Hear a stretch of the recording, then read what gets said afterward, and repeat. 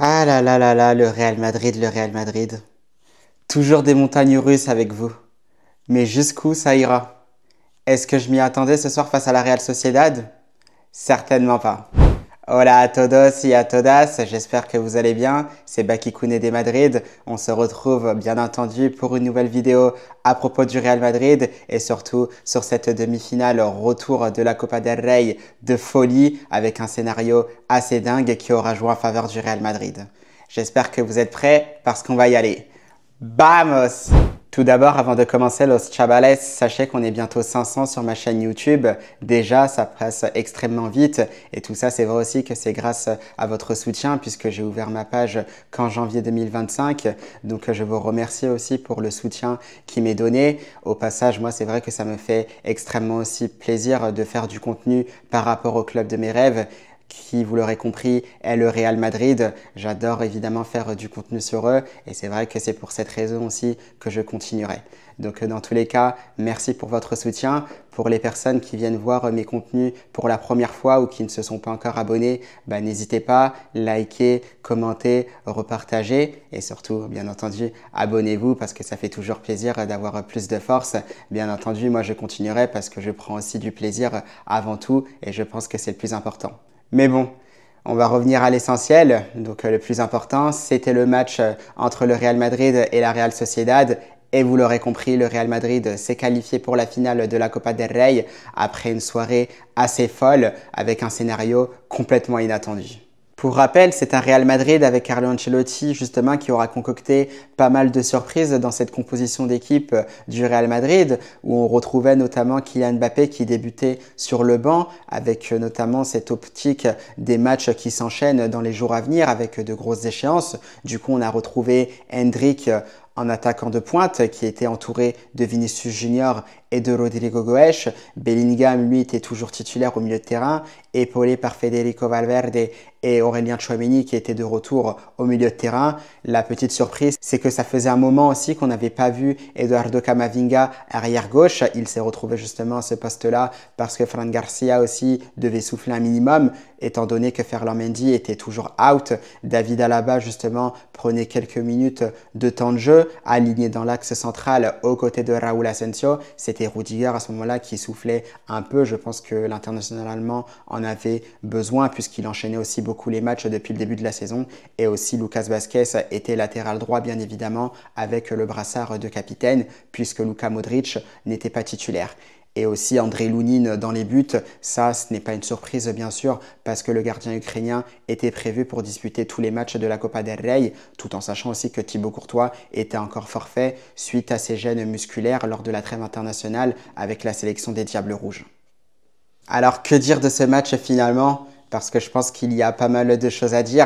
C'est vrai que je vais commencer peut-être par le côté un peu plus défensif parce que c'est vrai que de ce côté-là, c'est un Real Madrid voilà, qui n'est pas forcément à son niveau, qui n'est pas à son niveau du tout, des défaillances assez incroyables. Ça faisait d'ailleurs un moment que je n'avais pas vu ça, un Real Madrid qui était complètement à la ramasse sur toute une saison sur le plan défensif. Alors ce qui paraît incroyable, c'est que tout simplement, même en étant justement avec des défaillances défensives incroyables, le Real Madrid se retrouve en finale de la Copa del Rey. Le Real Madrid joue le titre en Liga. Le Real Madrid est en quart de finale de la Champions League qui devra être jouée face à Arsenal. C'est tout bonnement incroyable et on se demande jusqu'où ça va aller. Peut-être que ça aura justement un plafond de verre à voir, mais pour ce match-là face à la Real Sociedad, Los Chavales, je me rends compte justement que c'est assez pénible à voir, c'est assez grave. 4 buts 4 buts encaissés quand même face à la Real Sociedad chez nous, à la maison, au Santiago Bernabéu. Alors c'est vrai qu'il y a quelques mois, le Barça était venu nous en coller 4, mais ce n'est pas du tout le même niveau, sans manquer de respect bien évidemment à la Real Sociedad. Donc une Real Sociedad qui vient justement marquer 4 buts au Santiago Bernabéu, impensable.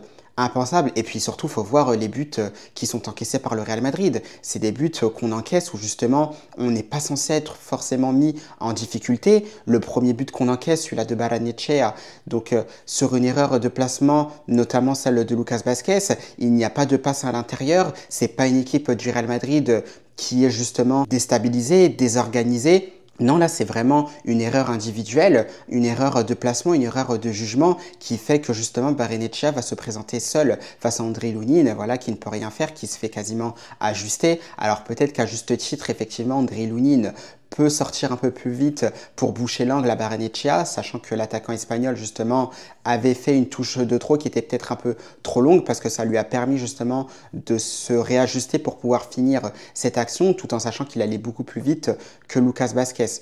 Donc ça déjà, ça m'a dérangé.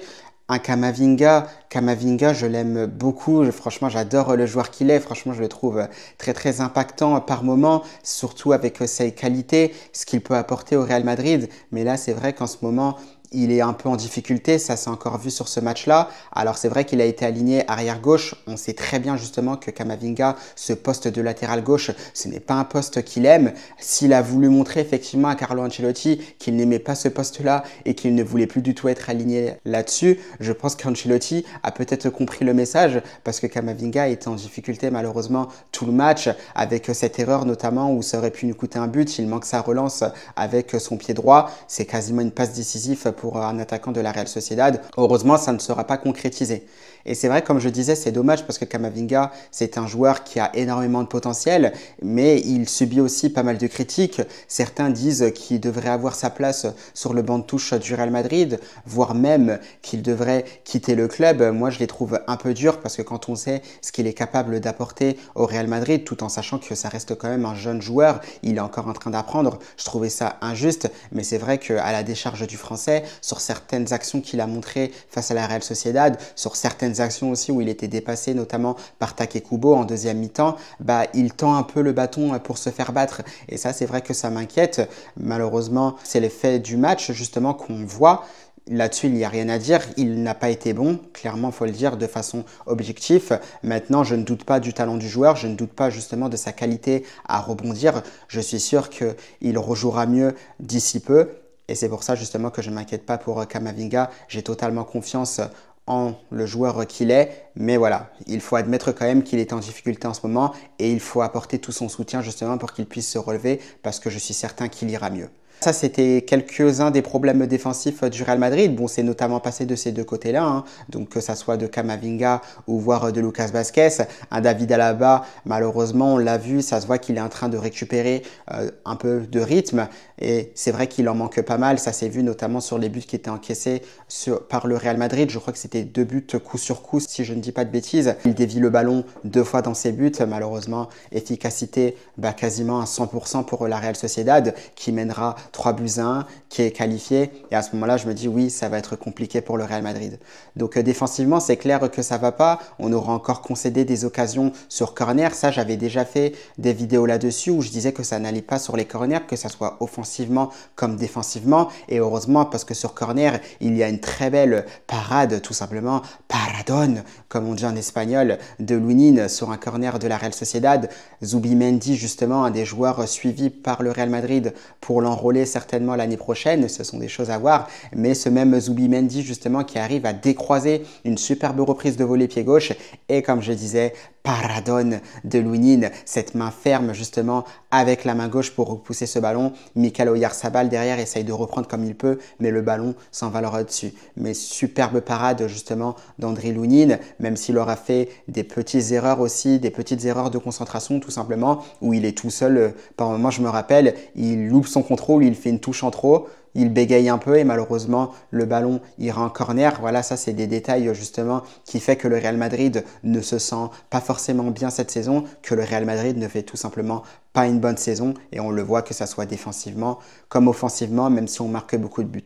Donc tout ça, c'est vrai que ça m'a pas mal agacé, mais je me dis d'un côté, c'est un peu à l'image de cette saison. Et ensuite, offensivement, eh bien, c'est là où il y a pas mal de choses à dire. Alors, ce qui est certain, les gars, c'est que déjà, je pense qu'on le répète beaucoup.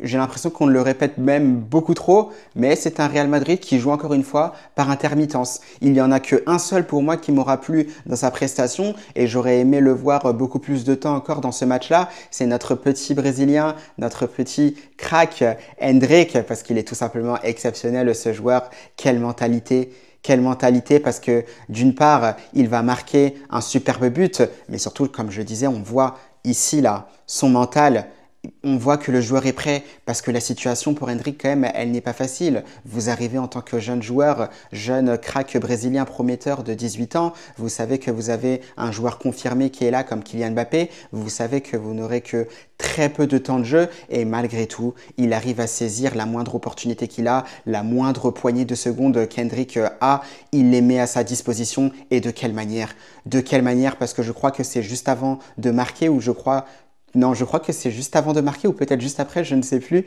Mais en tout cas, déjà, il y a ce superbe but où on le retrouve tout simplement avec une superbe passe décisive de Vinicius Junior. Ah, Vinicius Junior, ça y est, on l'a vu, il a beaucoup trop traîné avec Luka Modric. Un Luka Modric qui inspire trop ces jeunes joueurs, ces jeunes coéquipiers. Et on le voit parce que quelle merveille de Vinicius Junior, cet extérieur du pied qu'on avait déjà vu d'ailleurs. Moi, je l'avais déjà vu faire Vinicius, ce genre d'extérieur du pied, notamment la saison dernière. Il l'avait fait pour Jude Bellingham qui avait marqué, c'était face à Girona. Et ben là, rebelote, ce sera pour son coéquipier brésilien, Endrick. L'appel est superbe en profondeur. C'est d'ailleurs ce que je reprochais aussi en parallèle à Kylian Mbappé qui pouvait aussi faire beaucoup plus d'appels en profondeur de ce genre-là comme Endrick parce que Vinicius Junior justement, ces ballons-là, il sait les mettre avec cette rosca comme on dit en espagnol.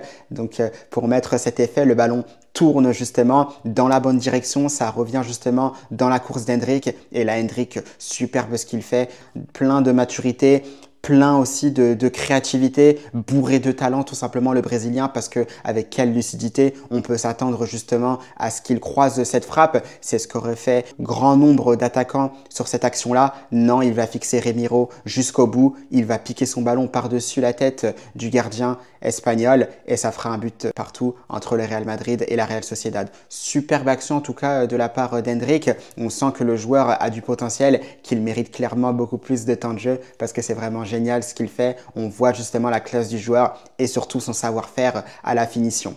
Et d'ailleurs, par rapport à ça, Endrick, je le verrais bien, ce petit duo-là, je ne sais pas vous ce que vous en pensez, vous pouvez y répondre en commentaire, mais peut-être associer Endrick et Kylian Mbappé en attaque, moi je trouverais que ça pourrait être très très intéressant parce qu'on a Endrick justement qui est un pur numéro 9, qui essaye de décrocher par moment, mais sans plus, on va le retrouver notamment beaucoup plus à la finition, et un Kylian Mbappé peut-être à côté de lui, pas forcément en numéro 10 parce que non, je pense pas qu'il ait ce rôle-là, mais peut-être en espèce de 9,5, un peu comme vous savez quand il était à Monaco aux côtés de Radamel Falcao à ses débuts. Je trouvais que là, il était performant parce qu'il avait un numéro 9 à côté de lui. Lui aussi, il était dans cette position de second attaquant, donc il avait beaucoup plus de liberté et je trouvais ça beaucoup plus intéressant. Donc, qu'est-ce que vous pensez, vous, justement, d'un potentiel duo en attaque, peut-être dans un 4-4-2 à plat, je pense que c'est d'ailleurs la meilleure solution, ou dans un 4-4-2 en losange, Endrick et Kylian Mbappé, donc les deux associés en attaque. J'aimerais bien voir ça, ça pourrait être très très intéressant. Dites-moi ce que vous en pensez en commentaire. Toujours est-il que Endrick, lui, a été très bon dans ce match-là. Et on le retrouvera, je crois que c'était quelques minutes plus tard ou quelques minutes plus tôt, il arrive à se créer une situation tout seul. Moi, j'aime bien, j'ai tendance à dire aussi que dans ce genre d'action, quand vous vous débrouillez tout seul, c'est un peu sortir du pétrole au milieu du parking parce que le pétrole, c'est vrai que c'est un élément très très important, pas facile à sortir. Et c'est vrai que sur ce cas-là, Endrick l'a très bien fait. Il arrive à se battre entre deux défenseurs.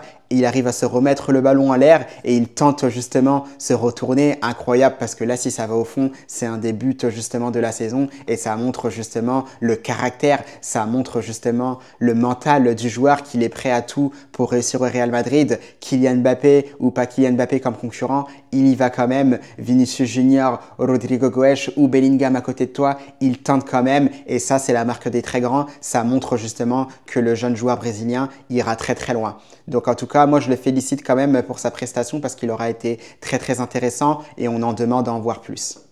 C'est vraiment ce qui aura retenu mon attention pour ce match-là, la performance d'Endrick et surtout derrière, et ben voilà, le Real Madrid m'aura fait mentir. Moi qui parlais justement du Real Madrid sur les corners, que ça soit offensivement ou défensivement, alors il est clair et net qu'effectivement sur les corners défensifs, ça reste compliqué, ça reste quand même à régler, mais le Real Madrid m'aura fait taire sur les corners offensifs puisqu'ils auront marqué 2 buts. Ça faisait un moment que je n'avais pas vu ça. Je disais qu'à un certain moment, ça faisait depuis le le match de Ligue des Champions, c'était le tout premier de la saison face à Stuttgart qu'on n'avait pas marqué de la tête. C'était Antonio Rüdiger d'ailleurs qui avait marqué. Et ben Antonio Rüdiger, on le retrouvera justement pour donner la qualification au Real Madrid sur un corner qui était bien tiré. Il me semble que c'était par Arda Güler. Il arrive à décroiser sa tête. La façon d'ailleurs dont il se démarque, c'est tout simplement sublime. Je vous invite d'ailleurs à revoir cette action sur le but de Rüdiger.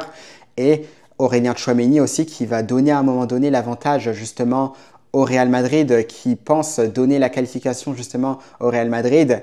Pareil, il arrive à prendre le meilleur sur la défense de la Real Sociedad, à catapulter ce ballon de la tête. Alors certes, peut-être que Remiro fait une erreur. On a l'impression aussi que le ballon arrive vite. On ne sait pas si justement le gardien espagnol veut dégager le ballon en corner ou s'il veut la capter. Toujours est-il que c'est une erreur technique au niveau des mains et ça fera que le Real Madrid reprendra l'avantage. Donc ça fait plaisir justement de voir que le Real Madrid est capable de remarquer sur corner. Maintenant, il faut prendre confiance, continuer à travailler ces fameux coups de pied arrêtés parce que ça peut bien débloquer des situations comme je l'avais dit dans des vidéos précédentes. Et là, c'était le cas parce que le coup de casque d'Antonio Rüdiger, un cabezazo comme on dit en espagnol, eh bien ça aura tout simplement débloqué une situation. Donc merci à lui, merci pour cette qualification parce qu'encore une fois, j'ai l'impression qu'il nous a sorti aussi d'un sacré bourbier. Cependant, Los Chavales, malgré ses montagnes russes pendant ce match face à la Real Sociedad, un match que j'ai trouvé plus négatif que positif finalement, eh bien j'ai quand même un top et c'est vrai que je suis très content de le dire parce que je trouve que c'est un joueur aussi que j'aime beaucoup au passage, qui méritait aussi de rebondir même quand c'était difficile. Alors après, c'est que sur un match parce que ça fonctionne que par intermittence, mais vous l'aurez compris, c'est Vinicius Junior qui aura fait un match très intéressant. Je vais pas forcément dire un match XXL parce que l'international Oriverde nous aura habitués à beaucoup mieux, notamment la saison dernière ou lors des saisons précédentes, notamment aux côtés de Karim Benzema. Mais voilà, c'est un match très intéressant de la part de Vinicius Junior. On le retrouve avec ses capacités d'élimination. On le sent, ce Vinicius Junior là est capable d'éliminer n'importe qui, des prises de balles orientées extraordinaires qui permettent justement d'éliminer l'adversaire en un seul contrôle, surtout justement de s'ouvrir une action de but. C'est tout simplement incroyable ce que fait Vinicius Junior. On l'a vu concerné de la première à la dernière minute, des retours défensifs très intéressants, à l'image justement de Hendrick aussi qui le faisait également. Pareil pour Rodrigo Goes, même si Rodrigo aura été très discret par rapport à ses deux compatriotes. Mais voilà, dans l'ensemble, Vinicius a été très fort sur ce match-là. Bien évidemment, il peut nous faire beaucoup mieux comme prestation. J'ai trouvé ça très intéressant justement de la part du Brésilien. Mais cependant, c'est vrai qu'on aimerait que ça ne soit pas par intermittence parce que là, on a vu un Vinicius Junior beaucoup trop par intermittence depuis le début de la saison. Là, il y a des matchs intéressants qui vont arriver, des matchs extrêmement importants. Déjà là, contre Valence ce week-end en Liga, la double confrontation qui arrivera aussi face à Arsenal, un match aussi face à Bilbao le 20 avril. On aura bien évidemment besoin de Vinicius Junior parce que les différences, c'est souvent lui qui les fait et c'est vrai que quand Vinicius Junior n'est pas à son niveau, c'est beaucoup plus difficile pour le Real Madrid de se créer des occasions. Donc on espère que le Brésilien va retrouver aussi son rythme de croisière et surtout beaucoup de régularité. Maintenant, c'est vrai qu'il y a aussi une grosse problématique par rapport au Real Madrid avec tous ces matchs qui s'enchaînent. J'ai cru comprendre aussi qu'il me semblait que c'était le 50e match de la saison du Real Madrid. Et là, c'est vrai, que faire ? Que faire? Parce que déjà, d'une part, c'était un match notamment qu'on était censé conclure assez rapidement. On était censé assurer une qualification pour la finale assez rapidement. Finalement, on se retrouve à jouer un peu plus de 120 minutes. Des joueurs qui étaient complètement exténués. On l'a vu avec Bellingham qui, au bout d'un certain moment, avait des crampes. Les matchs qui s'enchaînent, attention, on se demande comment Carlo Ancelotti va gérer tout ça parce que le Real Madrid est sur tous les tableaux pour pouvoir gagner tous les titres. Et ça, c'est vrai qu'au bout d'un moment, ça peut coûter très cher. Alors heureusement, en Copa del Rey, il ne reste plus qu'un seul match, ce sera la finale. Une finale d'ailleurs qui sera jouée soit face au FC Barcelone, soit face à l'Atlético de Madrid qui s'affronteront justement ce mercredi soir. D'ailleurs, je regarderai ce match aussi pour voir qui l'emportera. Mais c'est vrai qu'il faudra faire attention à tout ça parce que bah forcément, si vous êtes fatigué, vous êtes beaucoup moins lucide, les matchs seront beaucoup plus difficiles à gagner. Psychologiquement, ça va jouer parce que généralement, quand vous êtes fatigué, voilà, c'est beaucoup plus difficile aussi de rester calme. Les adversaires aussi veulent gagner leur match, donc ça ne sera pas évident. Donc je me demande comment Carlo Ancelotti va gérer tout ça parce que ça commence à devenir extrêmement difficile. On a vu aussi Valverde qui était un peu en difficulté en fin de match. Bellingham, on en a parlé, donc c'était un peu compliqué. Rodrigo Goes aussi, c'était également compliqué. Il est sorti, je crois, c'était en début de prolongation. Heureusement quand même que finalement le Real Madrid dispose d'un effectif assez large pour répondre à toutes ces problématiques, bien qu'il ait déjà perdu des joueurs blessés cette saison. En l'occurrence Dani Carvajal et Eder Militao par exemple. Donc c'est vrai que c'est le petit point d'interrogation. Le match face à Arsenal, notamment la semaine prochaine, va arriver très très vite. Je ne sais pas si le Real Madrid aura cette possibilité de finir ce match rapidement face à Valence. Au vu de ce que montre le Real Madrid depuis le début de la saison, on va être honnête les gars, ça va être très difficile. Je pense que le match face à Valence, ça va pas être une partie de plaisir. Déjà contre les Leganés, ce n'était pas facile. Je pense que contre Valence, ça le sera tout autant. Tout en sachant que Valence aussi essaye d'obtenir son maintien. Donc ouais, ça va être un match très très très tendu, surtout si on prend en compte le contexte du match aller, l'expulsion de Vinicius Junior qui aura fait beaucoup parler. Donc face à Valence, c'est vrai que ça va être très très très très tendu. Donc on verra bien ce qu'il se passera. Eh bien, Los Chavales, ce sera tout pour cette vidéo. J'espère qu'elle vous aura plu. J'espère quand même que vous aurez kiffé ce scénario assez dingue entre le Real Madrid et la Real Sociedad. Et surtout que cette qualification pour la finale de la Copa del Rey du Real Madrid vous fait extrêmement plaisir. Pour moi, c'est effectivement le cas. J'espère qu'on va la gagner. Contre qui ce sera? Soit contre le FC Barcelone, soit contre l'Atlético de Madrid. C'est vrai que je n'ai pas de préférence entre les deux. Ce sont deux rivaux, deux adversaires difficiles à jouer, deux adversaires qu'on a envie de battre. Maintenant, c'est vrai qu'un Classico, ça peut être peut-être beaucoup plus alléchant, mais un derby des Madrid, ça l'est toujours aussi. Donc on verra bien ce qu'il se passera. Moi, dans tous les cas, je vous souhaite une belle fin de semaine. Si vous regardez Atlético de Madrid, FC Barcelone ce mercredi soir, je vous souhaite un bon match et on se retrouve en fin de semaine pour nous projeter justement sur le match de Liga entre le Real Madrid et le CF Valencia. À la Madrid!